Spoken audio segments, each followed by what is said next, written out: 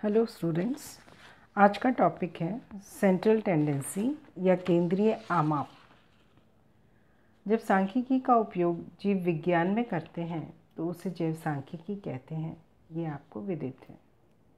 अध्ययन या शोध कार्य तथा परिरक्षीय कार्य आदि से संग्रहित समान लक्षणों वाले आंकड़ों के अव्यवस्थित विशाल समूह को न्यूनतम अंकों में तथा कम समय में विश्लेषित कर यानी कि एनालाइज कर प्रदर्शित करने के लिए केंद्रीय प्रवृत्ति सेंट्रल टेंडेंसी या माध्य का आकलन कंप्यूटेशन करना आवश्यक है। केंद्रीय प्रवृत्ति या माध्य ज्ञात करने पर आंकड़ों के समूह का एक चर बिड़ या पद का मान प्राप्त होता है जो सभी आंकड़ों के मान का प्रतिनिधित्व करता है। संख्यात्मक विश्लेषण माध्य एवरेजेस पर आधारित है। हम प्रीवियस लेक्चर में पढ़ चुके हैं सारणीकरण और graphical presentation of data. In this lecture, we shall discuss the measures of central tendency, which is a numerical method to explain the data in brief.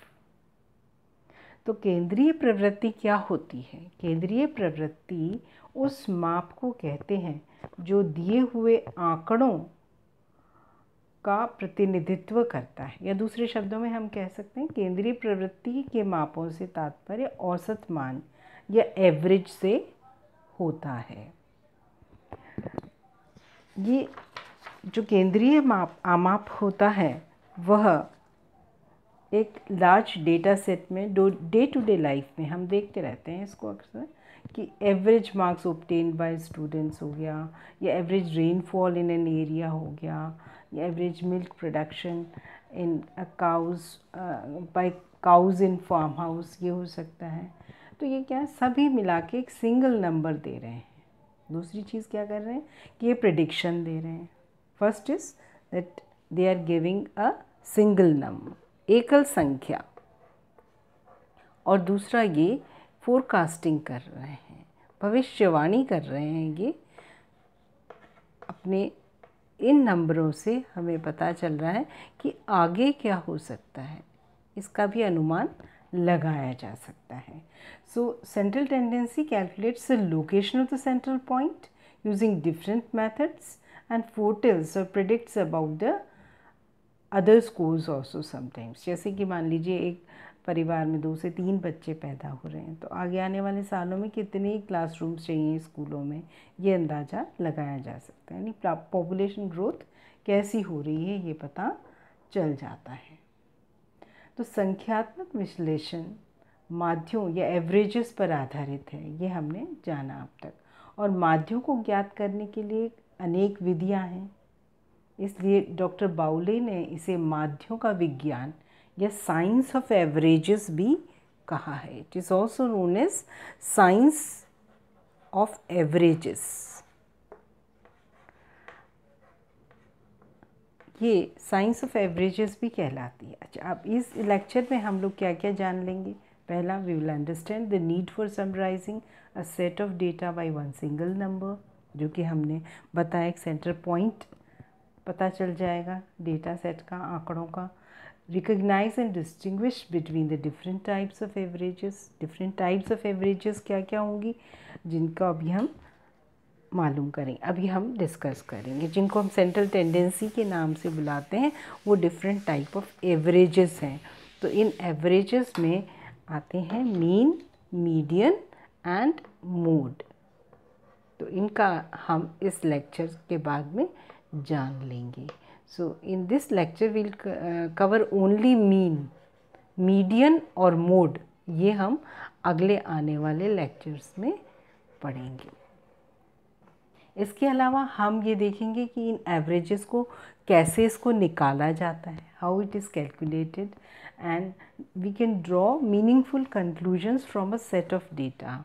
और किस तरह से हमारे पास एक सेट ऑफ डेटा है, लेकिन उनमें से हम मीनिंगफुल एक कंक्लूजन या निष्कर्ष कैसे निकाल सकते हैं, and we'll also develop an understanding that which data should be used at what time. किस डेटा को किस समय कैसे उपयोग किया जाना है, इसकी भी आपको जानकारी हो जाएगी जब हम ये लेक्चर ख़त्म करेंगे. तो सेंट्रल टेंडेंसीज़ क्या है? ये एक डिस्क्रिप्टिव समरी ऑफ डेटा है through a single value that represents the middle or the center point of any distribution. So the various measures of central tendency have been listed now. Mean, median और mode 3 तरह के होते हैं. Mean जिसे हम मध्यमान भी कहते हैं या कई किताबों में मध्यांक लिखा रहता है. मध्यांक या मध्यमान या हम कहते हैं गणितीय माध्य भी कह सकते हैं. एवरेज, अर्थमेटिक एवरेज भी इसको कहा जा सकता है. ये तीनों विधियों में सबसे अधिक शुद्धता दिए हुए होता है माध्य. इसकी विश्वसनीयता, इसको माध्य भी कहते हैं, तो इसकी विश्वसनीयता जो होती है सर्वाधिक होती है. इन तीनों में से सबसे ज़्यादा होती है. जो मध्यमान है वह सबसे ज़्यादा शुद्ध है, उससे कम शुद्ध हो गया मध्यांक या मीडियन, माध्यिका भी जिसको कहते हैं, क्योंकि ये कम शुद्ध गणना कर पाता है, जबकि मध्यमान में हम सभी सूचनाओं का होना आवश्यक होता है, उसी के आधार पे उसको निकालते हैं. फिर इसके अलावा सबसे अधिक समय भी मध्यमान में ही लगता है और सबसे कम समय लगता है मोड कैलकुलेट करने में या बहुलक, इसे कहते हैं बहुलक, इसको बहुलक कह सकते हैं, और इसको कहते हैं माध्यिका या मध्यांक. माध्यिका या मध्यांक इसको कह सकते हैं. तो ये जो होते हैं ये इसी ऑर्डर में, जिस ऑर्डर में लिखे गए हैं उसी ऑर्डर में इनकी विश्वसनीयता होती है. सबसे अधिक समय मध्यमान निकालने में लगता है, लेकिन उसकी विश्वसनीयता ज़्यादा है, इसलिए ज़्यादा पॉपुलर है, ज़्यादा लोग इसको निकाला करते हैं. और अब हम मध्यमान के बारे में या मीन के बारे में या माध्य के बारे में देखते हैं. इसे सामान्य भाषा में औसत भी जाना जाता है और समान लक्षणों वाले आंकड़ों का समानांतर माध्य वह मान है जो सभी आंकड़ों के योग में आंकड़ों की कुल संख्या को विभाजित करने पर मिलता है. तो जैसे मान लीजिए जितने भी हमारे पास आंकड़े हैं उन सभी को हम जोड़ दें, और ये तो असाधारण भाषा में इसका प्रयोग करते रहते हैं हम लोग, मीन का, मीन या माध्य या जिसे हम औसत भी कहते हैं. तो इसमें क्या होता है कि हम कुल संख्या को हम, जिसको कि n कहा जाएगा, नंबर ऑफ डाटा, जितने आंकड़े हमारे पास हैं, और सभी आंकड़ों का योग, 2 चीज़ें हमें चाहिए. आंकड़ों का योग चाहिए. There is a summation of the data and the total number of data. These 2 things are required. तो इन दोनों में से we can divide summation of the data by the total number of observations. That this will give us the mean या average. हमें इस तरह से, जैसे मान लीजिए आपके प्रयोगशाला में 8 लंगूर बंदरों का भार क्रमशः है 15, 18, 20, 15, 16, 19, 16 और 17 किलोग्राम है. तो फिर इसका समानांतर माध्य कितना होगा, इन सबको जोड़ लेंगे.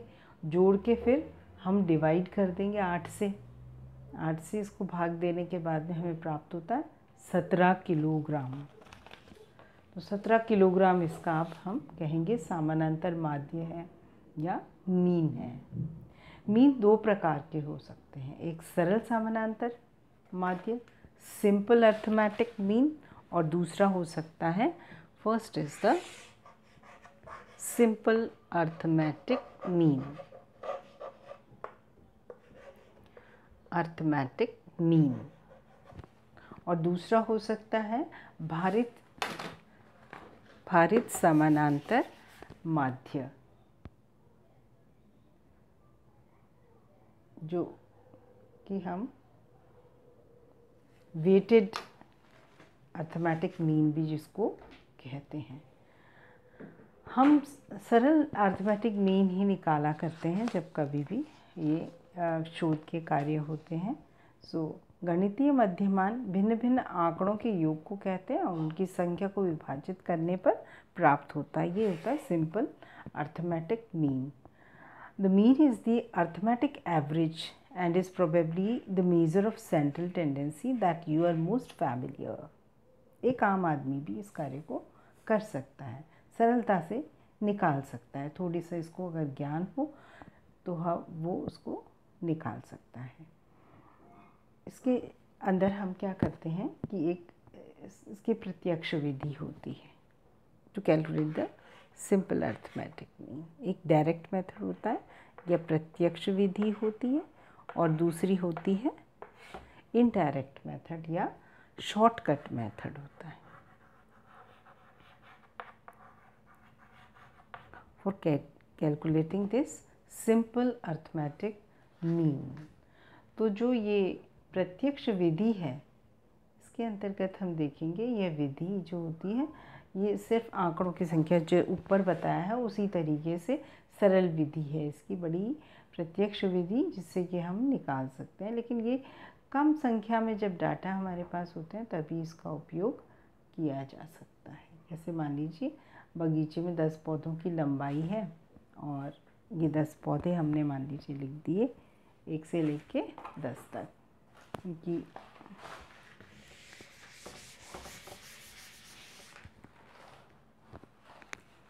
तो पौधे यानी कि संख्या n हमारे पास कितनी हो गई 10। n is 10, 1, 2, 3, 4, 5, 6, 7, 8, 9 and 10। 10 हमारे पास पौधे हैं। अब इन पौधों की लंबाई अलग अलग है।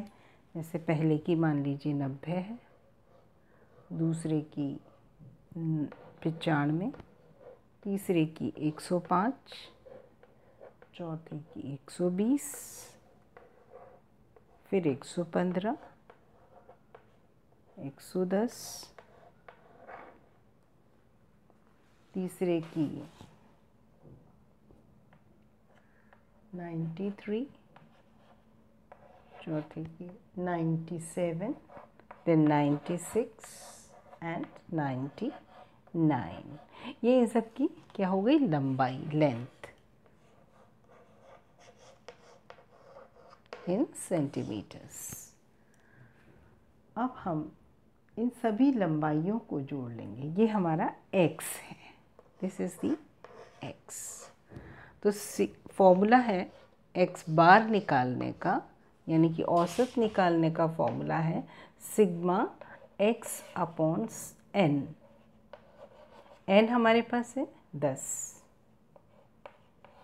और सिग्मा x, इन सारों को जोड़ने के पश्चात जो संख्या आती है हमारे पास वो है 1020। तो औसत आ गया हमारा 102। 102 सेंटीमीटर औसत लंबाई इन पौधों की आ गई। So this is how we simply calculate by direct method if there is a smaller set of data, but if the data set is large, तो अब ऐसा नहीं किया जा सकता। Direct method will be very hectic and sometimes impossible. इसको employ करना हमेशा पॉसिबल नहीं होता प्रैक्टिकली। तो हम एक लघु विधि और है, ये प्रत्यक्ष थी। अब दूसरी विधि जो है वो है लघु विधि। लघु विधि के अंतर्गत देखिए क्या करते हैं हम कि जब बहुत अधिक डेटा है, large number of data and every data is also large, तो हम इस तरह का प्रोसेस अप्लाई करते हैं जिसको कि हम इनडायरेक्ट मेथड कहते हैं या शॉर्टकट मेथड कह सकते हैं। अब इस विधि का उपयोग उस अवस्था में करते हैं जब एकत्रित आंकड़ों की संख्या ज़्यादा होती है। एकत्रित आंकड़े चर की श्रृंखला में मध्य में के किसी चर के मान को माध्य मान लेते हैं और इसे कल्पित माध्य या एज्यूम्ड मीन कहते हैं, जिसे हम प्रदर्शित कर सकते हैं ए से। और समानांतर माध्य का बीजगणितीय लक्षण यह है कि वास्तविक माध्य से विभिन्न चर मान के विचलनों का बीजगणितीय योग्य शून्य होता है। एक एक वैल्यू, एक एक्स का से अगर हम इसको घटा देंगे तो इन सब का अगर योग करें पूरों का तो वो 0 आना चाहिए। सो द डिविएशन, जिसको हम डिविएशन कहेंगे, this is the difference between the individual data minus the assumed mean. जो हमने कल्पित माध्य माना है उससे डिफरेंस जो है वो सारे डेविएशंस कहलाते हैं, जिसे हम स्मॉल d से भी कई बार डिनोट करते हैं डेविएशंस को। This is the deviation. तो डेविएशंस का जो सम होता है सारा वो 0 होना चाहिए, क्योंकि कुछ वैल्यूज़ पॉजिटिव होंगी, कुछ x a से बड़े होंगे, कुछ x a से छोटे होंगे। इसलिए पॉजिटिव और नेगेटिव वैल्यूज़ करके जो अल्टीमेटली रिज़ल्ट आएगा इसके समेशन का, इसके योग का, वो 0 हो जाता है। तो इस तरह से प्राप्त विचलनों के मानों के औसत, मानों का औसत क्या होगा, इन सबको जोड़ दिया, उसको n से डिवाइड कर दिया, तो मानों का जो औसत आएगा उसको अगर हम कल्पित माध्य में जोड़ देते तो हमें मिल जाता है एक्चुअल माध्य या actual x। So what we do, first of all we'll take an example and go step by step। तो इसमें ये लघु विधि का जो सूत्र होता है, जो फॉर्मूला है वो ये है, x बार यानी कि माध्य बराबर है a plus sigma d, d यानी डेविएशन, ये चीज़, डिवाइडेड बाय n। तो ये एक सूत्र है, ये एक करेक्शन फैक्टर है जो कि हम a में या एज्यूम्ड मीन, जो भी कोई मीन हमने उस आंकड़ों में से मान लिया, आंकड़ों के बाहर से भी मान सकते हैं, तो उसको मान लिया और फिर हम इसमें ये करेक्शन फैक्टर ऐड कर देते हैं। तो ये क्या है, समानांतर माध्य है, ये कल्पित माध्य है, ये इसका विचलन है या डेविएशन है, ये नंबर ऑफ ऑब्जर्वेशंस हैं। टोटल जितने भी हमारे आंकड़े हैं उनकी संख्या ये n है, कुल पदों की संख्या या आंकड़ों की संख्या। तो अब इसमें हम मान लीजिए एक उदाहरण के साथ चलें, या पहले हम स्टेप्स पहले समझ लें, पहले स्टेप समझें। उसमें पहला स्टेप क्या है कि हम नंबर ऑफ़ ऑब्जर्वेशंस या फिगर्स हैं, अगर वो बहुत बड़ी हैं तभी हम ये फॉर्मूला अप्लाई करेंगे। अब इसमें एकत्रित जितने भी आंकड़े हैं उनके मान में से किसी एक को सबसे पहला है टू एज्यूम द मीन। सबसे पहले हम एक कल्पित माध्य या एज्यूम्ड मीन मानेंगे। First of all you assume a mean.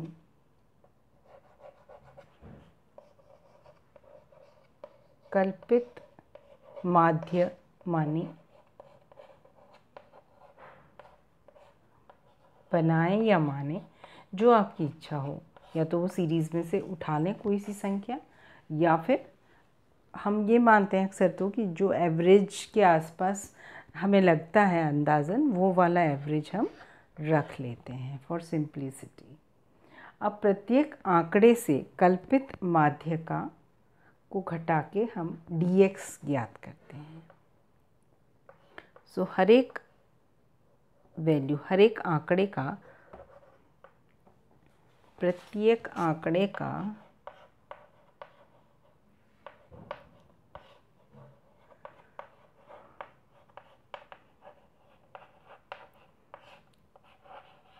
मान a से घटाकर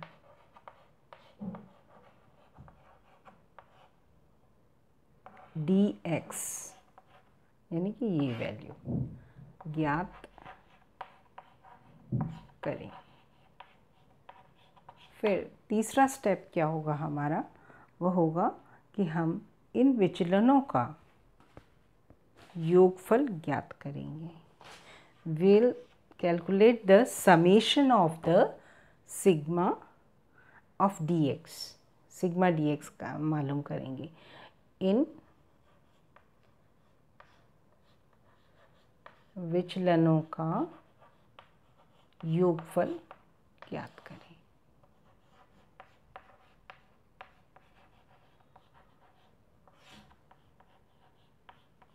So this is how we'll proceed. The number of observations or more, तो फिर हम क्या करेंगे, assumed mean मानेंगे, then take deviations of the said assumed mean from each observation, then sum it up, this is sigma dx, divide by the total number of observations, अब इनको कुल संख्या से इसका भाग दे देंगे, then the actual mean will come by employing this formula, इस सूत्र को लगाकर फिर हम एक्चुअल मीन प्राप्त कर लेते हैं।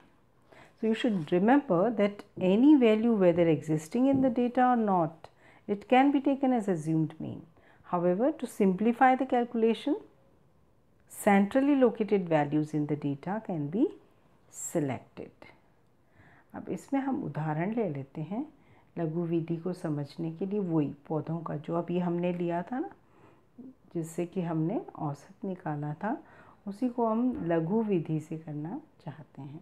यहाँ पे हमने कल्पित माध्य ले लिया, हमें पता नहीं है कि 102 ही आने वाला है, तो हमने कल्पित माध्य मान लीजिए ले लिया, उसमें 93।